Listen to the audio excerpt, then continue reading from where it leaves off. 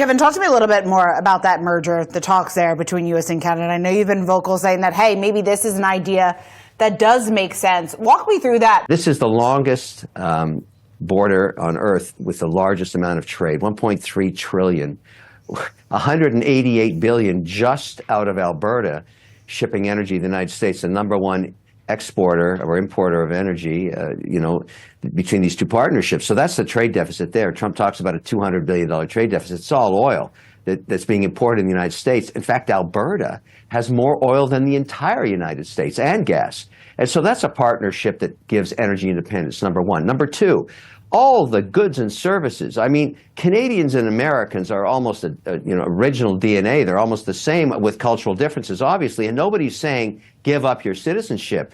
But why wouldn't we create something as powerful as the economic union in Europe? Why wouldn't we do the same thing here and tell the rest of the world, listen, we've put our economies together, and I'll give you some specific examples. A common currency. All of the commodities, and Canada's so rich in them, whether it's precious metals, or water, or oil, or whatever, gas, are denominated in American dollars. Every Canadian has an American dollar account. So why not just say, we'll have a common currency. Maybe you give the Bank of Canada 2 seats on the Fed, details to be worked out, and all of a sudden you're trading goods and services in one currency.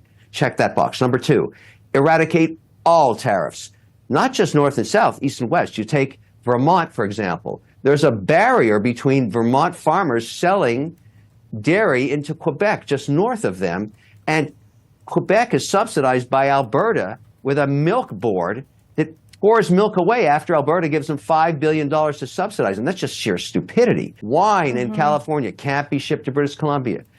British Columbia wine can't be shipped to Ontario. You get to see what I'm talking about. Eradicate all of that, and the productivity goes through the moon. Here's how you control immigration. Let's nickname it the Uni. This is a passport that's issued to any American citizen in good standing with the American government and has a passport, or any Canadian citizen in good standing with the Canadian government. Each government gets a say on whether a unifying passport is issued to that individual. That individual can then travel and live anywhere they want, any province, any state, and they pay one tax rate, 21%, let's just say that, with no deductions. And so people will really find that attractive, but it's even better. You start to control immigration. You want to go to MIT? You got to get a uni. Why do you want that student to get a uni? Because half the students at MIT going into engineering, very valuable students, we kick them out of the country when they graduate. What are we, idiots?